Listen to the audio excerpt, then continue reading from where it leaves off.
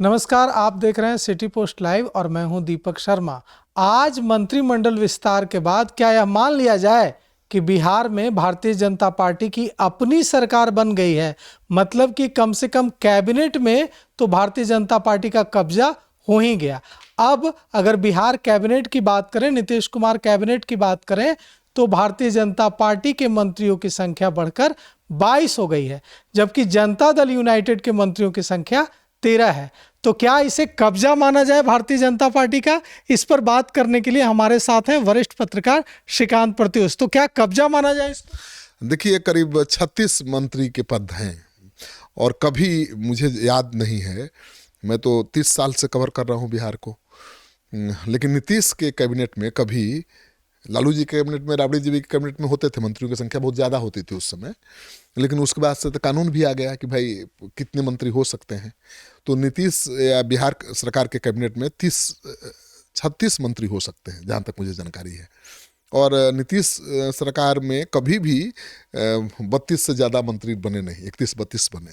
3-4 मंत्रियों का पद हमेशा खाली रहा और उसी हिसाब से मंत्रिपरिषद में बैठने की व्यवस्था भी आज तक है, जहाँ मुझे लगता है कि केवल 31 मंत्रियों के बैठने की ही व्यवस्था है मंत्रिपरिषद में।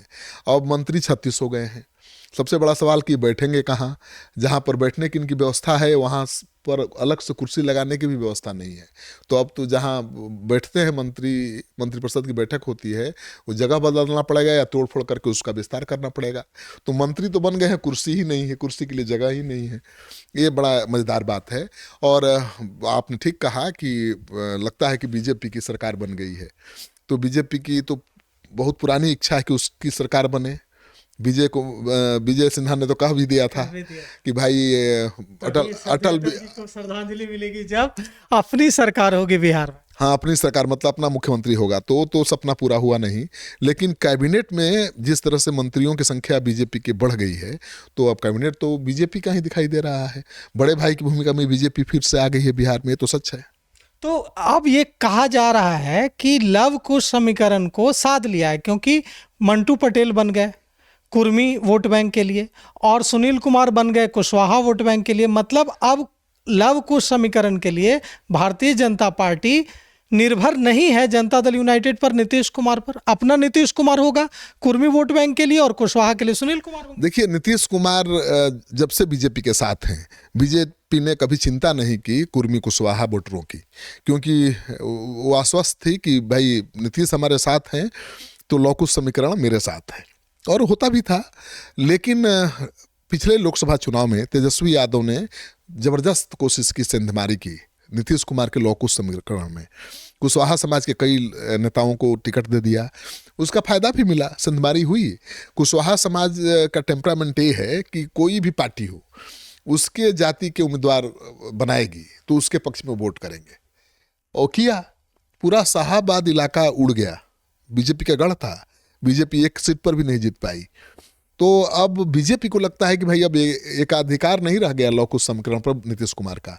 तो बीजेपी भी अटेम्प्ट कर रही है नीतीश कुमार के वोट बैंक को साधने की। और मंटू जो पटेल हैं, कुर्मी हैं और जेडीयू से ही आए हुए हैं, अब बीजेपी के विधायक हैं, तो उनको प्रमोट कर रही है बीजेपी। उनको कहा जा सकता है कि बीजेपी के नीतीश कुमार हैं। और कुर्मी चेतना रैली का आयोजन उनके जरिए बीजेपी ने कराया था। कहा तो जा रहा है कि उन्होंने ही किया था, लेकिन इसके पीछे बीजेपी का सपोर्ट है, क्योंकि बीजेपी उनको कुर्मी नेता के रूप में उभारना चाहती है, आगे बढ़ाना चाहती है, और बढ़ा भी दिया। कुर्मी चेतना रैली में नीतीश कुमार नहीं गए, उनको न्योता दिया गया था, नहीं गए।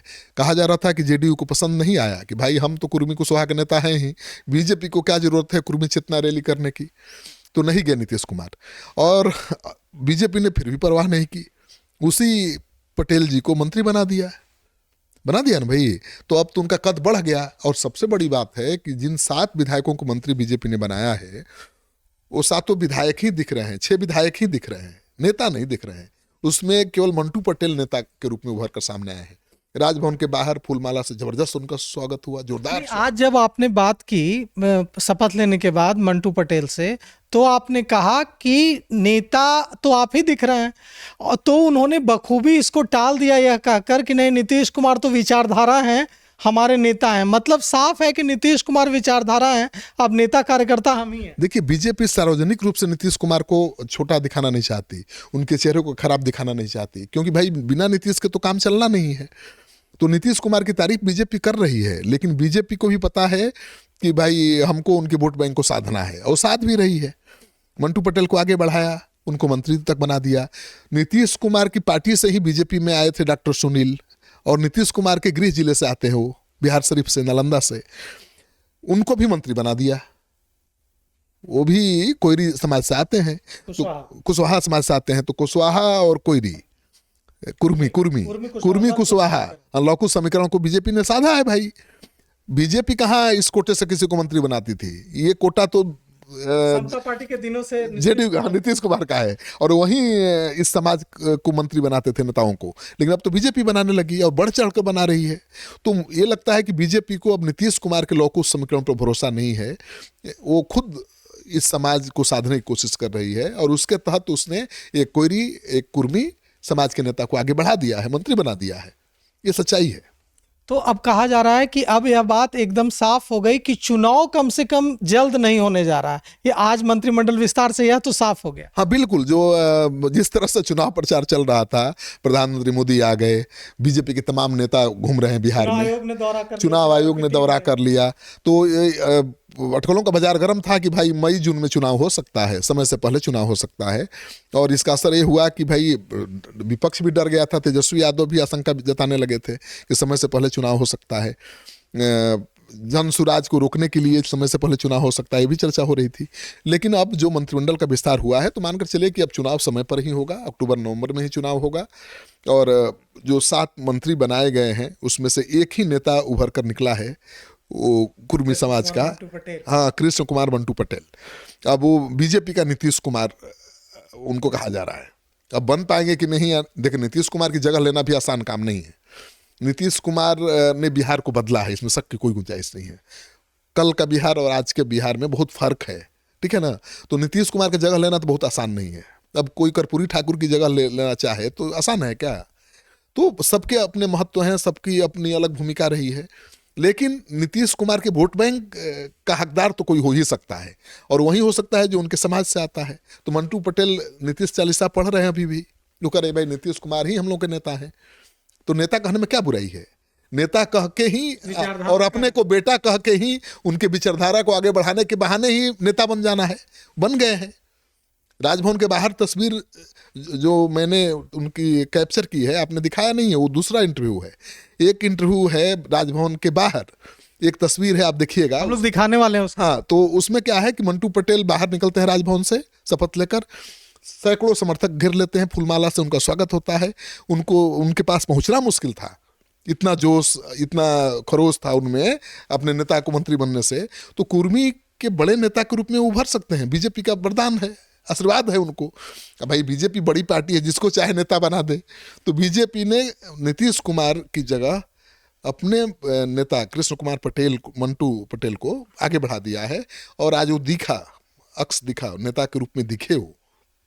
नहीं तो नीतीश कुमार राजनीति के चाणक्य माने जाते हैं। नीतीश कुमार को और जनता दल यूनाइटेड के वरिष्ठ नेताओं को यह बात नहीं समझ आ रही है कि भारतीय जनता पार्टी जो परंपरागत वोट बैंक है जनता दल यूनाइटेड का, लव कुश, कुर्मी कुशवाहा, उस पर कब्जा कर रही है। भाई बीजेपी समझा सकती है ना कि हम न करेंगे तो तेजस्वी यादव कर लेंगे। लोकसभा चुनाव में तेजस्वी यादव ने कुशवाहा समाज के ज़्यादा उम्मीदवार उतार कर संधमारी कर लिया, नुकसान हुआ एनडीए को। तो एनडीए तो उनको समझा, बीजेपी के लोग समझा सकते हैं ना नीतीश कुमार को कि भाई ठीक है, ये इस पर आपका एकाधिकार रहा है, लेकिन अब उसमें सिंधमारी होने लगी है। तो जब तेजस्वी यादव कोशिश कर सकते हैं सिंधमारी की, तो हम उसको साधने की कोशिश कर रहे हैं, तो क्या बुराई है? बीजेपी साधे या नीतीश कुमार साधे, फायदा तो एनडीए को ही होना है। तो मुझे लगता है बात समझ में आ गई होगी। और 20 साल 15 साल पहले वाले नीतीश और आज वाले नीतीश में फ़र्क भी है भाई। उनकी आखिरी पारी है, उस सम्मान के साथ विधानसभा चुनाव में 60-70 से ज़्यादा सीटें जीतकर जेडीयू को स्थापित करना चाहते हैं ताकि उनका कोई उत्तराधिकारी बने तो उसको मुश्किल ना हो, मुख्यमंत्री की कुर्सी पर जेडीयू का आगे भी कब्जा बरकरार रहे। तभी ना आज आपकी बात हो रही थी रामकृपाल यादव से। रामकृपाल यादव ने निशांत कुमार और तेजस्वी की तुलना की और कहा कि एक इंजीनियर और दूसरे से तुलना ही नहीं हो सकती है। तो इस पर क्या? देखिए, रामकृपाल यादव ने कहा कि भाई निशांत राजनीति में आए तो क्या बुराई है, तेजस्वी यादव पढ़े लिखे नहीं है, निशांत इंजीनियर हैं। तो एक पढ़ा लिखा व्यक्ति और एक अनपढ़ व्यक्ति के काम करने के तरीके में, सोच में के तरीके में बहुत फर्क हो सकता है। लेकिन देखिए, भले कुछ कहे नेता, लेकिन सच्चाई है कि तेजस्वी यादव ने नीतीश कुमार के नेतृत्व में काम करके अपनी अच्छी पहचान बनाई है, अलग पहचान बनाई है। लालू जी वाला पहचान तेजस्वी की भी नहीं है। हाँ, लालू जी के राज को जंगल राज कहा जाता था, उसका भार उनके कंधे पर है। उस परसेप्शन से लोग आसानी से बाहर नहीं निकल पा रहे हैं। उनको डर लगता है कि तेजस्वी आएंगे तो फिर वही जंगल राज आ जाएगा। ये सच है। लेकिन तेजस्वी यादव ने भी नीतीश के नेतृत्व में काम किया है, जो डिप्टी सीएम, अपनी अलग छाप बनाई है, उनकी अलग पहचान बनी है। रोजगार को मुद्दा बनाकर उन्होंने चुनाव में फायदा उठाया है। ठीक है ना, रोजगार कभी बिहार में चुनाव का मुद्दा नहीं होता। तेजस्वी यादव अलग लाइन पर चल रहे हैं, ऐसा नहीं है। तो तेजस्वी यादव निशांत में तुलना होगी, अगर अभी आमने सामने आ जाएंगे तो मुश्किल हो जाएगी निशांत के लिए भी। तेजस्वी यादव भाई राजनीति कर रहे हैं, उन्होंने अपना दमखम भी दिखाया है विधानसभा चुनाव में भी, 80 विधायकों वाली पार्टी के नेता हैं। निशांत की अभी शुरुआत है भाई। हाँ, निशांत एक सधे हुए राजनेता की तरह बात कर रहे हैं। देखिए, जेडीयू के किसी बड़े नेता ने हिम्मत नहीं की बीजेपी से ये कहने की कि आप सीएम कैंडिडेट घोषित करिए। लेकिन निशांत, जिनको आप मानते हैं कि नेता है ही नहीं, राजनीति से कोई नाता ही नहीं है, कितना बड़ा सवाल कर दिया। जेडीयू के जो बड़े नेता सवाल नहीं उठाए, निशांत ने सवाल उठा दिया कि भाई केवल लाडला कहने से नहीं होगा, आप मेरे पिताजी को एनडीए का मुख्यमंत्री घोषित करिए। देखिए, ये आज का युवा है, आप उसको लाडला कह के, पुचकार के, फुसला के बहला नहीं सकते। वो एकदम स्ट्रेट फॉरवर्ड है। वो कह रहा है कि ठीक है भाई, लाडला तो आपने कह दिया, लेकिन तरीका से आपको औपचारिक ऐलान करना चाहिए कि भाई नीतीश कुमार ही एनडीए के नेता होंगे, उनके नेतृत्व में चुनाव लड़ा जाएगा, अगला सीएम वही होंगे। ठीक है, बीजेपी के प्रवक्ता और दूसरे नेता ये कहते रहते हैं, लेकिन जब तक प्रधानमंत्री नहीं कहेंगे, जब तक अमित शाह नहीं कहेंगे, तब तक बात पक्की नहीं होगी। अमित शाह ने एक साक्षात्कार में कह दिया था कि कौन मुख्यमंत्री होगा ये पार्लियामेंट संसदीय दल की बैठक में तय होगा। मतलब नीतीश के नाम पर सहमति नहीं है। तभी तो उन्होंने कहा कि अभी जेडीयू बीजेपी के संसदीय दल की बोर्ड की बैठक होगी, उसमें फैसला होगा। और उसको लेकर जेडीयू ने नाराजगी जताई थी, जेडीयू ने पोस्टर लगा दिया था, ठीक है ना, कि नीतीश कुमार मौन व्रत पर चले गए। नीतीश कुमार जब भी नाराज होते हैं मौन व्रत पर चले जाते हैं, और मौन व्रत पर ज्यादा दिन रहे तो खतरा है, बड़ा फैसला ले लेते हैं। तो कितनी घबरा गई थी बीजेपी में भूचाल आ गया था। दिल्ली से पटना तक बैठकें हो रही थी, बीजेपी के नेता सफाई दे रहे थे, नहीं भाई ऐसा कुछ नहीं है, नीतीश जी के नेतृत्व में चुनाव लड़ेंगे, नीतीश जी ही अगले मुख्यमंत्री होंगे, सब कुछ। लेकिन अमित शाह का कोई बयान आया क्या? अभी तक नहीं आया। प्रधानमंत्री जी आए थे, अपने खुली जीप पर घुमाए सीएम को, एक संदेश तो दिया कि भाई उनकी अहमियत एनडीए में है। अब वो तो सब जानते हैं कि है, बिना नीतीश के, माइनस नीतीश, बीजेपी की सरकार बन ही नहीं सकती, किसी की नहीं बन सकती, तेजस्वी यादव की भी नहीं बन सकती। नीतीश की अहमियत तो है, लेकिन उन्होंने लाडला तो कहा, लेकिन ये क्यों नहीं कह दिया एक लाइन कि नहीं भाई यही अगले सीएम भी होंगे।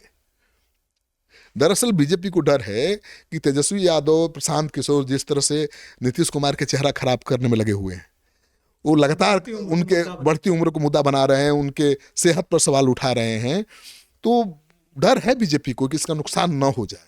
तो बीजेपी चाहती तो है कि बगैर सीएम के नाम के अनाउंस किए चुनाव लड़े, चुनाव के बाद फैसला होगा, लेकिन जेडीयू इसके लिए तैयार नहीं होगा, नहीं है।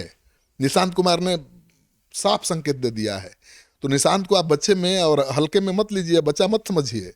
जो बात नीतीश कुमार खुद नहीं कर सकते, जो बात उठानी चाहिए थी जेडीयू के बड़े नेताओं को, उसे नीतीश कुमार के बेटे निशांत ने उठा दिया है। नौसिखिया कह रहे हैं ना राजनीति का, सबसे बड़ा धमाल तो नीतीश कुमार के बेटे निशांत ने किया है जी।